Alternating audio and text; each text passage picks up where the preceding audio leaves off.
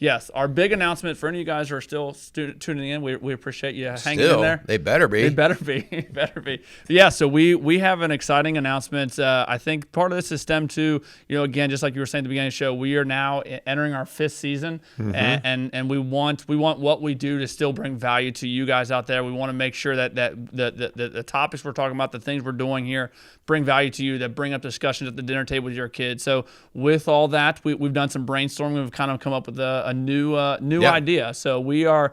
I don't know if we're going to say we're rebranding. We're moving into a new phase of Strong Dads. We're now going to call it Strong Dads Doing Real Life.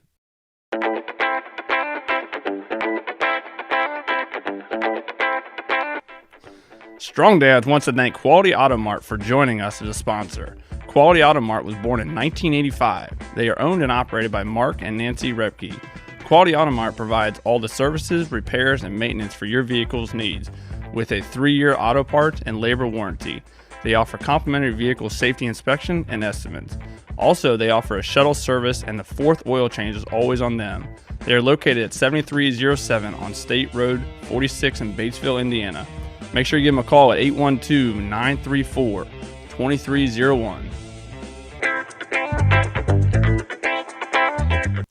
What is going on, guys? Welcome back to Strong Dads here with Merle Hutchinson. I'm waking you up here with Merle Hutchinson. Merle, how are we doing today? I'm doing fantastic. It's beautiful out right now. Now, as we're recording this, now maybe when you're listening to this, it might be a miserable day, but as we're recording this whole week we're in a sweet spot. Oh yeah, every day we got the air turned off. Can't talk either. Air turned off, and we're sitting out on the patio eating dinner every night. It is on point. Yeah. Now I do believe this weekend is supposed to get smoking hot. It's supposed to get hot, and guess what? I'll be in a training. I'll be inside of a live fire, so I'll be sweating my baguettes off. It'll be good. You're a piece of work. All right. Hey, well, hopefully you got a chance to review what we're talking about today. Yeah. But we are talking about, for lack of a fancier title, the state of affairs of strong dads. Yep. Okay, so we have the State of the Union that the president gives, and they tell for 2 hours a lie about how things are. And half the room stands up and claps, the other half stays down.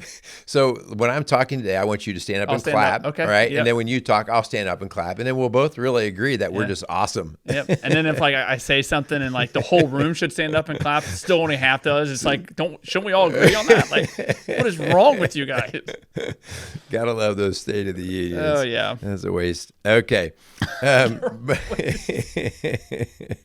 All right. But we are going to talk about, the reason why we're prompting this show and kind of the state of affairs is that we just finished our 4th season, and we are just now starting our 5th season of Strong Dads, the recording here. And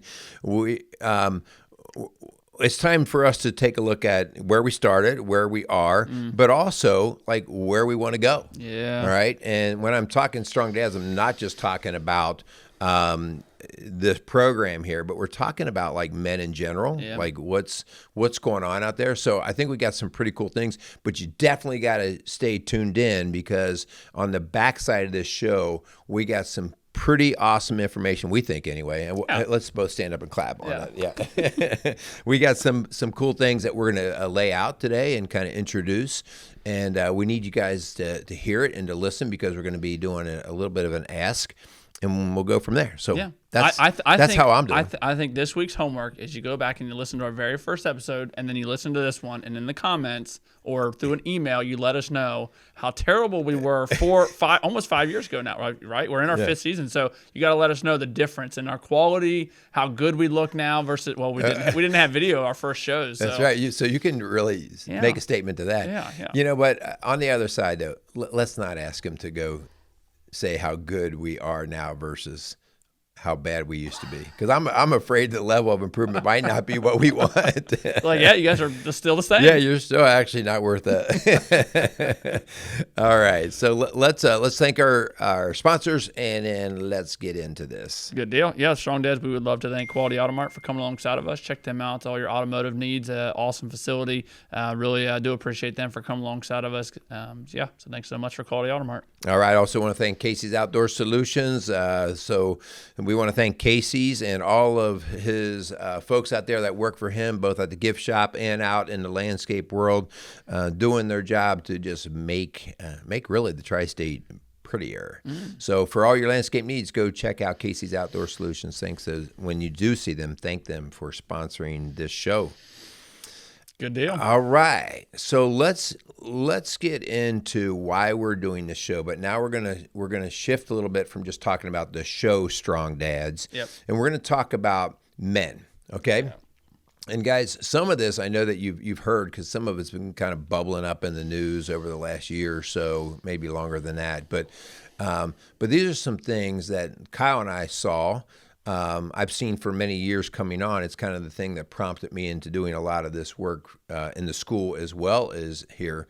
But there's some things here that I think are worth conversation in terms of what is the current state of affairs for men in particular in this country. You want to start with maybe a couple of these things? Yeah, and the crazy thing is you found an article to back up when we were just kind of talking about this show. I was listening to a Brian Tomes podcast, The Aggressive Life, and he had a guest on talking about how statistically speaking, this might be the first generation where we can actually point to and say that this generation is actually weaker than the previous one. You know, I'm sure your generation was always like, oh, you know, terrible times. You know, the next generation coming up, they're weaker. Well, now there's actually statistical like evidence that's actually showing that is actually true.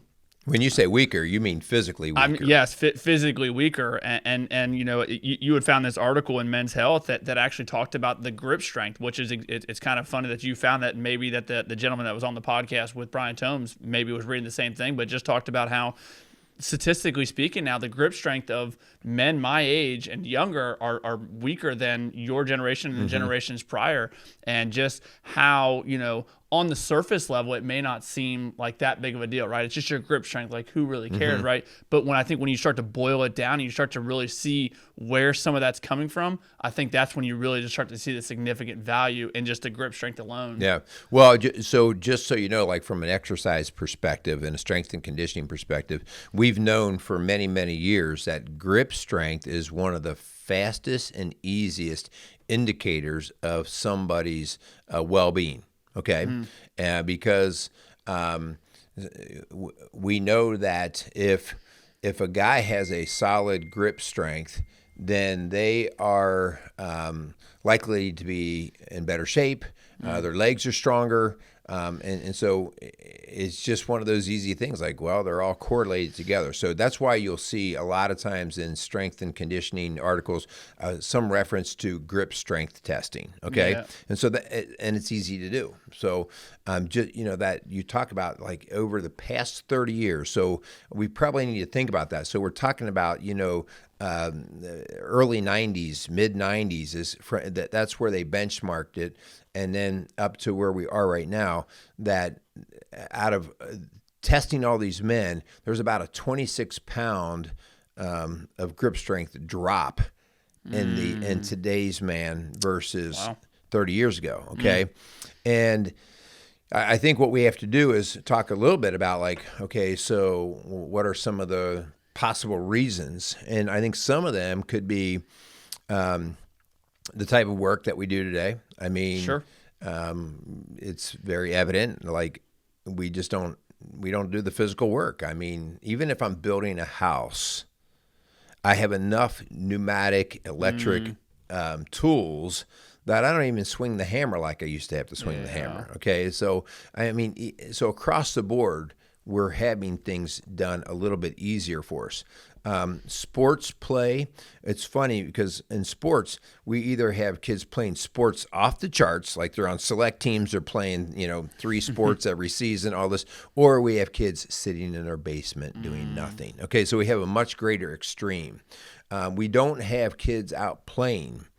So we used to have, that was just a regular thing. Like, I mean, I grew up with the whole idea of don't sit in this house, get out and play. I mean, that like you never, I'm just telling you, unless you were sick, nobody ever had a TV on through the middle of the day, and nobody ever laid on the couch or the floor in the middle of the day. And it just didn't happen unless you were sick.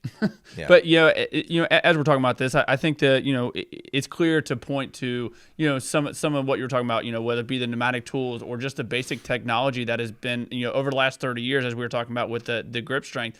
Like those have obviously developed and become more intuitive and kind of become more front line and center of what we are. And it's not that we want to like ding those or knock those down for the value that they can bring, because I think there is value in those. Mm-hmm. But I think the big thing here is just realizing that because of some of these things and because of the society we live in, and obviously we're very fortunate that we do live in a society like this, it's one of those that, just like everything, there has to be checks and balances, right? Mm-hmm. We have to realize that there is a value, there's a time and a place for that technology, for those pneumatic tools versus swinging the hammer.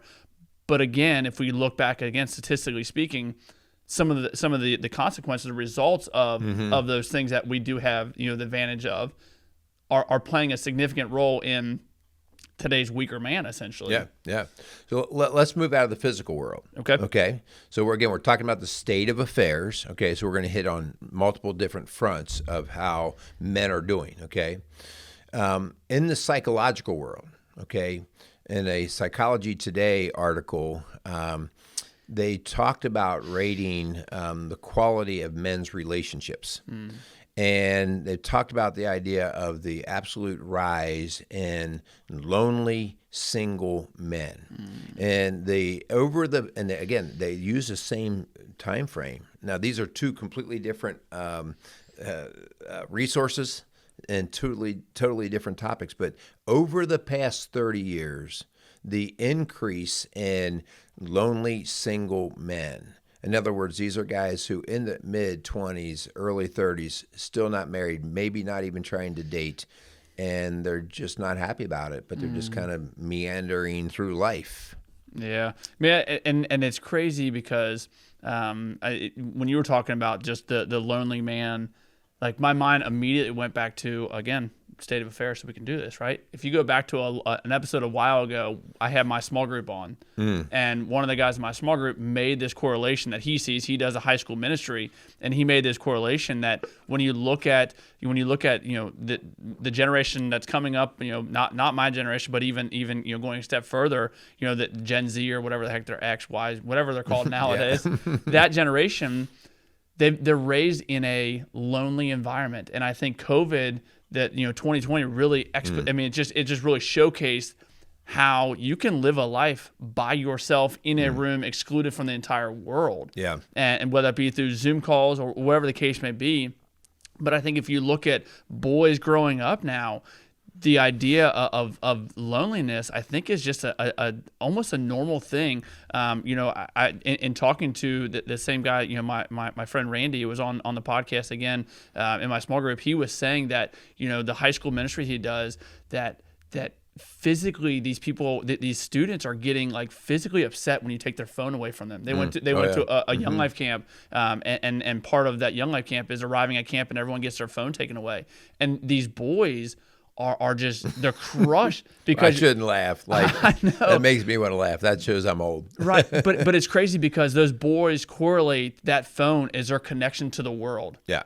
And they see that as their only way to interact with people. And it's crazy because at a Young Life camp, you are in the midst of 500 to 600 other high school students. Yeah. And it's like that's the face-to-face contact that our boys today growing up are just missing. And not just boys, obviously girls, but we're talking to men here. So I just think it's important to note that like that interaction, that it is a direct correlation, a direct reflection of what we're talking about, this article of just a lonely man. Yeah.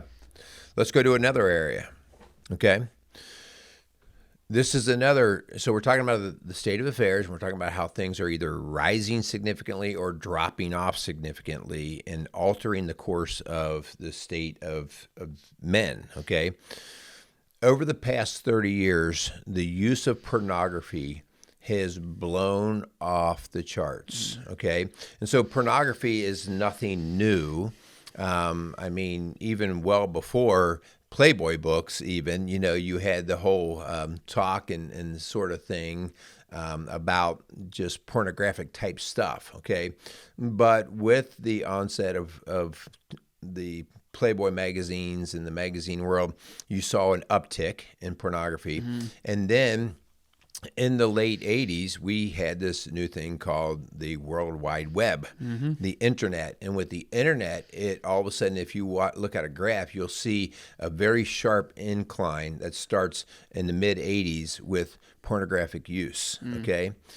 And so, again, we're talking about 30 or so years ago. Okay. Right.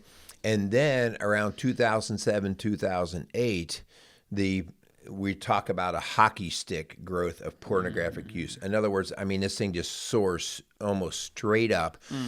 Because in 2007, 2008 is when the smartphone, the computer that I can hold in my pocket, is now traveling with me. Okay. And so everything from back in the days of dial-up internet, it took a while to download things and to process things. But as everything's gotten faster and more convenient and the power of processing has gotten faster, it has taken the pornography use and just blown it through the roof. And of course, now turn it into a multi-billion-dollar industry that surpasses the MLB, NFL, and the NBA combined in terms of the type of finances that it's bringing in. So this is another thing that is altering our psychology. We've done entire shows on the dopamine production and all that thing. Yep. So again, this is another thing in the last 30 years that has really impacted the state of affairs of men. Yep. And not to keep bringing him up, but I was just talking to him recently about this. Is this the same? My buddy Randy, and he was saying, the idea of pornography, and with high school students, high school boys now, it is so accepted. I remember when I was in high school having Randy as my Young Life leader. Like, I had an accountability partner. I had somebody because I was ashamed to say that I looked at pornography, right? And we've done a whole show on the idea of pornography. I mean, we've done multiple, but I was ashamed of it to the point where I had to have somebody hold me accountable, right? I used to say, yeah, I had a Mountain Dew last night versus a Mellow Yellow. Like, that was we hid that from people because we were ashamed of it. And now, my buddy Randy was like these high school boys now are just like, Randy, I need my phone because I need a release. Yeah. It's just so. It's in your face, and it's just so accepted nowadays. And it's just, it is, again, talking about the state of affairs, it's sad to see our boys getting wrapped up in a world that is so accepted, but it's just what it does psychologically to a boy is just, it's awful. Right. Okay, this is the last area we're going to talk about that has shown significant impact. Now, again, this is just our list. We could definitely go down the road of adding other things to it, but we'd ask you to just consider these and see what you think, right? But this last one, in many ways, I mean, the pornography thing is getting a lot of attention. A lot of these things have had some attention to them, okay? But this one here, we've held a strong stance in our home. So in my home, I don't see it as much. But in the last 30 years, the gaming industry has exploded. Okay. And again, this is another technology factor that comes into play. And so over the past 30 years, the gaming industry, in other words, the whole Xbox and PS, whatever they are now, like PS8 or something, I don't know what it is, okay? And the computer gaming, all of these different things now has taken our kids, especially our boys, okay? Boys are the primary players of these, and it has moved them out of the outdoor play areas and move them down into the basement, the bedroom, in front of a TV on a couch, okay? By themselves. And so this industry has absolutely exploded. Now, it used to be, we always called this a boy thing. Now, I mean, I coach men for a living, and I would say, guys, your age, you're what, 30, what are you, 34? 35. 35, gosh, 35, you're getting there, okay?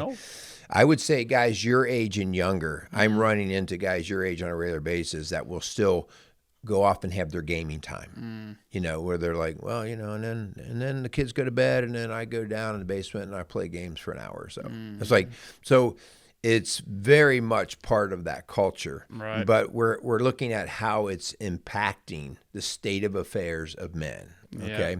So, wow. These are huge things that over the past 30 or so years have definitely altered the overall health and quality of the men that we are producing. Yep. Yeah, and I've said this many a times. I truly do believe that God calls men into action, that we are called to actually go do something about this, which is why we started this show to begin with, because it's not that you and I are going to be able to change, the state of affairs when it comes to men, but man, let's start the conversation, right? Because in order for you to see there's a problem, first you have to be in a mission. You have to admit that there's a problem. And so we talk all the time in the show, like, don't point the finger at society in general. Like, we have to start in our own home, and like we have to look at ourselves in the mirror and realize that if you as a man are raising kids, raising boys, like you're called to action here. These are things. It's good to see statistics proving what we know to be true, and it's just like, okay, let's do something about it. Men are called into action, so let's use that call that we have from God, and let's do it. Let's get into an action. Well, you're bringing up the idea, and this is all of these things that we're talking about, these technologies that make life easier, these things that put us in the couch and let us sit, these things that pull us out of relationship interaction. These are the things that are completely contrary to how God designed men, and I think we have to bring that up. God designed us men to be action figures, to be doers, okay? And I've worked in a school all my life, and by far, boys need to learn by doing. You can sit their butt in a chair, and the good ones will take some stuff in. But at the end of the day, if you truly want to get into a guy's head to teach him something, you better let him see it, read it, say it, and then do it. Okay. And so the whole idea here is we live our life by doing, we win by doing, right? When I actually get like true wins that I'm proud of, it was an action that I did. And we know that when we just give a boy a trophy because he was on the team, we know that it just falls short. There's nothing there that actually motivates that kid to go out and be on the team again. We know that if a kid wins a trophy because he actually hit the final home run that won the championship game, that is going to drive that kid into the future. Yep. So let's move into that. Let's move into, again, here on Strong Dads, we can sit behind these mics and all we do is bitch and complain about whatever's going on, right? Whatever the topic may be. But let's move into actual, again, state of the union, state of affairs here when it comes to men. Let's get into solutions and what we can do as men to raise up the next generation of hopefully of strong dads, strong men in this country, again, to directly affect our home and then moving into our community and then on upward. Yeah. So if you're a dad, or if you are a man without it being a dad at this point, first off, this is a call. Our call to action is to get into action, to become more aware of doing. Okay, and actually understand what's happening when we become more sedentary, okay? And so we're just making an all-out call here that on the physical plane, the emotional plane, the spiritual plane, that instead of us just talking, that we actually build things in that we are doing, okay? And so on all fronts, you got to think about this. Like, I got to start adding some physical to me. With relationships, I got to start actually adding some interaction where I just can't like do a text message, okay? Where I actually have to go, especially, man, when I'm talking about raising my kids and stuff, like, no, you take that piece of crap phone you have and put it to the side and go over and meet that person and talk to them face to face. Shake their hand. Yeah, teaching them how to shake the hand, teaching them how to get into that emotional connection, okay? Yep. On the spiritual plane, the idea of them not just singing a song or hearing something in church, but them actually learning service and doing service, sacrifice, and actually experiencing that and why that's connected to Christ. These are some of our first call outs that we've got to put things into action if we're going to start to recognize how men are wired. Yep. The something that I know was crucial for me to get to where I'm at is the discipline. Of being told, my parents had discipline, and we've talked in here that discipline equals freedom. Like, and unless we start incorporating discipline with our boys, they're going to grow up and they're going to be they're not going to have they're not going to have actual things, obtainable things that they have to achieve if all they've ever done growing up is been able to sit in front of a TV for hours and hours and hours, and then get up whenever they want, go to bed whenever they want. We have to start really incorporating and putting in place certain discipline actions that are going to help to develop that self-discipline that we're hoping our boys grow up and they turn into the men, strong dads and strong men, that they actually have self-discipline, because then they're going to be the ones teaching the next generation. Yeah, we have turned discipline into a suggestion rather than into a command. I mean, when you're trying to discipline somebody, it's because they don't really want to be, right? And so it's against their desire. And so we have made it to the point where we say stuff like, hey, if you feel like it, do me a favor and clean that garage today. That does nothing. That does nothing to build the quality of that boy turning into a man. Yeah. Because I'm not going to blame him for his desire. His desire is to go play a game somewhere down in the basement on the computer. His desire is not to go out and do physical work. But this is where when you discipline, stop apologizing for it. Say to your son, hey, dude, I need that garage cleaned out, so when I come home tonight, I want that garage cleaned. I want that grass cut. I want you to help your mother doing this today. And again, we have to stop acting like this is harmful to our boys, to actually make those commands and then enforce them versus being suggestive because we don't want them to get upset. We are killing our boys by this suggestion of discipline. Yeah, and speaking of that, I mean, I really feel like, we talk all the time, this idea of society's norms and society, what they want and what they decide is cool and fashionable now. That's the ebbs and flows of everything, right? But when it comes to talking about our boys, like, we have to let them know where their design came from and what their design is who actually made them, who actually designed them to have the certain features that they have, that actually have the gifts and abilities. Man, I think it all has to point back to who God is and who God made them to be. And I think it's so important, because as a boy, to realize why you were made by God is so valuable. It is so valuable for a boy to look in the mirror and to say, first and foremost, God made me and he made me for this purpose. Like to be able to teach our boys that, man, the long-term lasting effect that's going to have, because again, if all we ever do is make suggestions about our discipline, or we allow that boy to make all the decisions in their life, man, what they're going to do is they're going to look at something and it's going to be what societal norms say versus what God is actually saying, because God is the one that is steadfast. He's not changing, right? Just like society changes all the time. So it helps from the confusion of not knowing who I am and what are my gifts and abilities. Like, instead of asking those questions, like, no, this is what God made you for. Well, I mean, you're going to lead me down a topic that will probably get me further canceled. By the way, we didn't talk about this.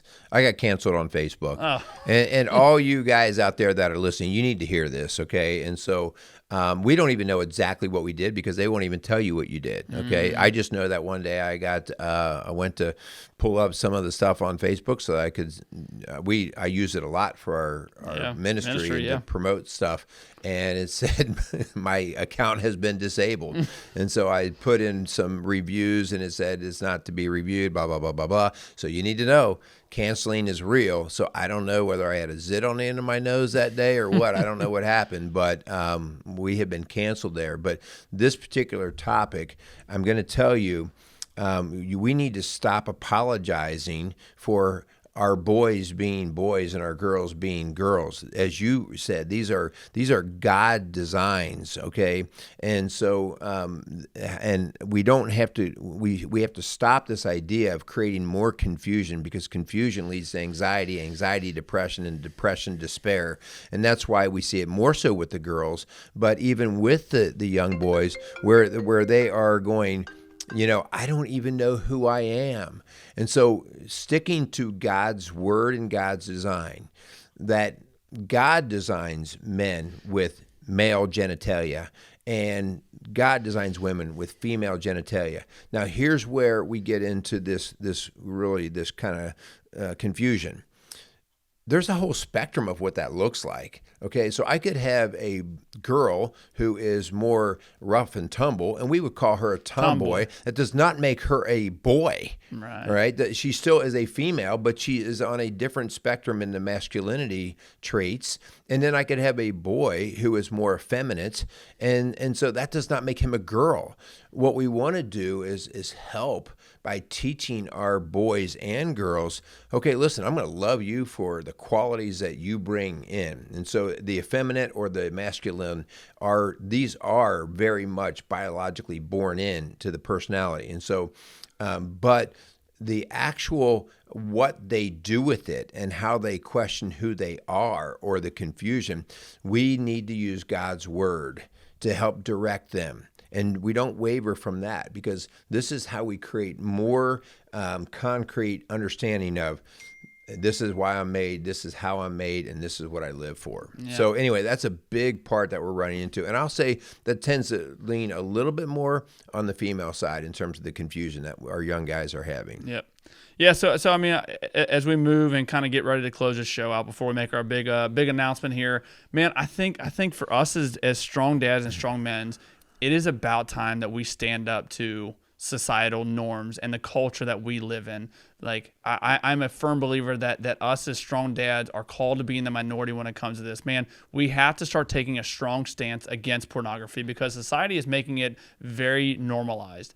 We have to start taking a stance against allowing our kids to sit in front of a screen for hours on end without that human interaction. We have to start taking a stance to get our boys outside. Let's get them in the freaking trees, right? Go up there, climb some trees, whatever it looks like, holding a bat. You know, we talk about that grip strength, stuff like that. Man, we have to start taking a strong stance that's going to be counterculture. It's not going to be the norm. And honestly, I feel like if you're getting pushback from the culture, from whoever the keyboard warriors, whatever they call them, that probably means you're doing what needs to get done as a strong dad. And so man, I would just encourage all of us, myself included, like, let's start taking that strong stance against societal norms, against what society and what the culture looks like and says is acceptable for our boys. Because again, going back to using our faith and using biblical scripture that we know to be true, let's use that as our guide for raising up the next generation of boys. That's a huge point, Kyle, that you talk about. The idea, like, because I don't always know what's right and wrong. You know, like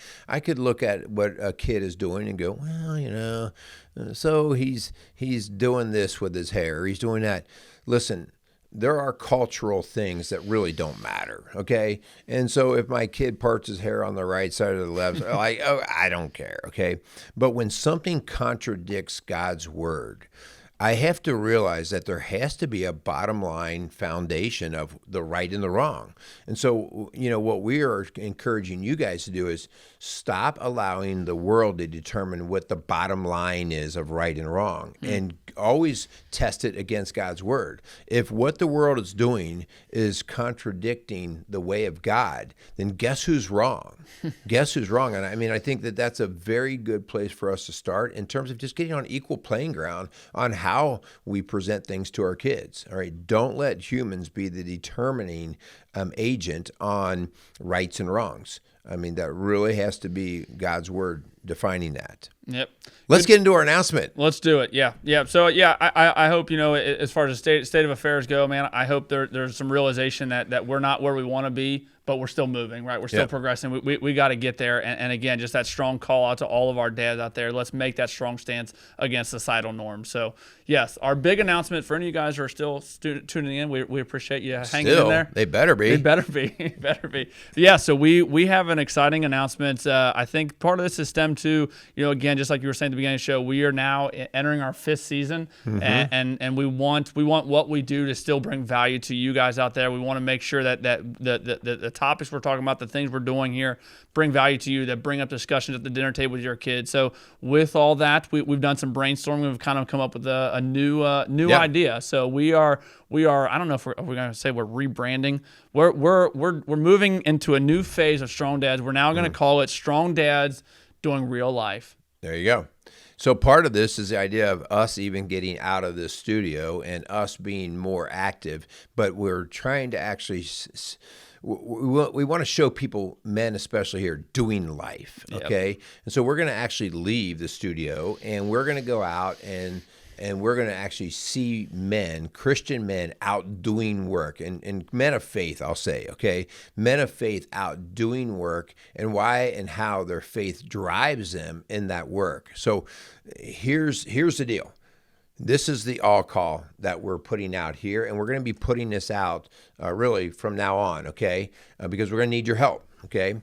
We are looking for Christian dads or faith-filled dads, okay? And so faith can look, it doesn't necessarily mean that you go to a church or anything like that. I mean, it's faith in God, okay? And the idea that we're looking for these guys, and we are asking them to share their experience. And it would be like, hey, you know, I'm a faith-filled guy. I'm married. I got 3 kids, and I'm a plumber. And every day I go out and I clean toilets or I fix pipes or whatever. We want to meet you.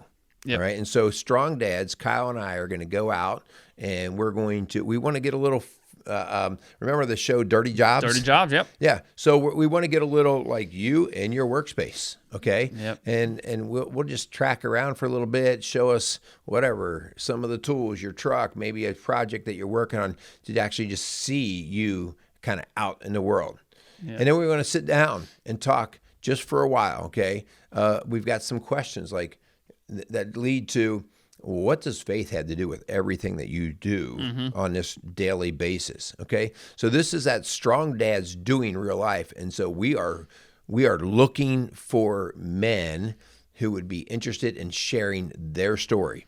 By the way, this is not an opportunity to put you on stage as like you're great, but this is an opportunity to put God on stage to say, look what God is doing in my life and in my family's life, okay?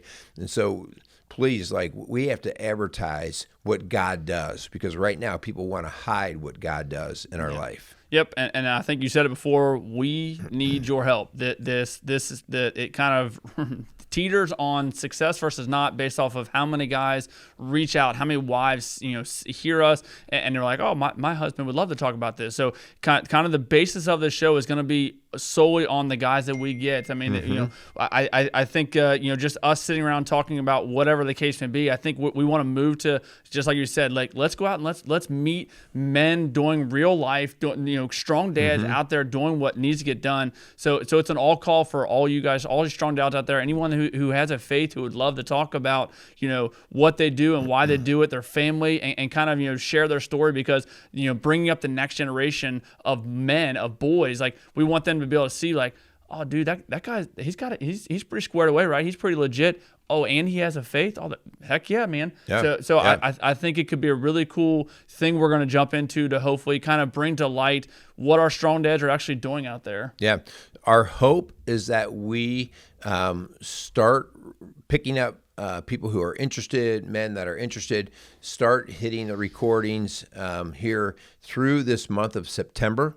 Okay, that we are just beginning at, and we want to start then releasing these the start of October. Okay, so that gives us 30 days to basically start this all call.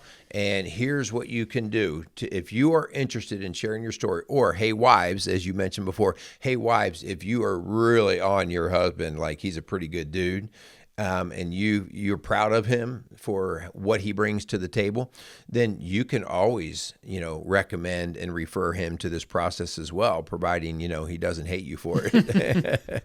But here's what you do.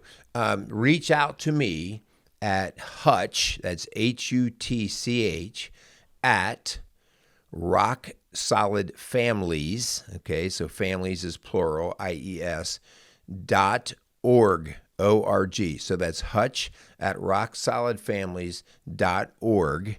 All right. And just tell me that, hey, I'm interested, or my husband would be interested or whatever, and give me your contact information. I will get back in touch with you, and I'll basically have a little questionnaire thing. I'll send that to you, and then at that point, we'll just set up, okay, what's a good time for us to come out and see what you do, or let's figure out how we can do that, and we'll get it done, okay? Yep. So we don't want this to take a ton of time, like the idea that you'd have to sit down with us for 4 hours and do it. No, we're going to go in, we're going to keep it short and sweet to not occupy too much of your time, but we want people to see how God is using your faith to not just help you in your workplace, but in your family. Yep. I love it. Yeah. So that's our big announcement. We're making a big change here at Strong Dads. Where I think we're both really excited about this idea and this new opportunity to come to you and see what you're doing. So yeah, reach out to Merle, just like you said with the email, and yeah, we really appreciate our sponsors. Keep allowing us to do this. Quality Auto Mart and Casey Outdoor Solutions. So thanks so much for them. Yeah, we look forward to start doing these recordings and putting shows out. I know Merle said the 30 days that's up until our first show is going to get released. But if 35 days from now you decide you wanted to come on, we'll meet you where you're at. And we'll get that recording done. So yeah, looking forward to it. Well, and we're going to continue all calls on this. So Yep. This is the direction we want to go. How long? We're going to keep on going on it until we go, okay, it's not producing fruit anymore, or Yep. if it's abundant, we're going to keep it rolling, okay? Because I think actually doing and showing people how God works is far more impactful than us just talking, okay? Yep. So that's all I got. Why don't you say something like go out there and be a strong dad or something like that? Yeah, go out there and be some strong dads. You do it so well, man. That's A awesome. lot of practice, 5 years. It's from doing. Yeah. Good There you job. go. Say it. Casey's is a premier garden center and gift shop located in Lawrenceburg, Indiana. Casey's offers a wide selection of plants, landscaping materials, home and garden decor, and gifts for every occasion. Casey's is committed to providing exceptional service, a unique shopping experience, and value to every customer. Stop in and see what makes Casey's so unique. Located at 21481 State Line Road, Lawrenceburg, Indiana, or call 812-537-3800. Let Casey's help you add beauty to your home.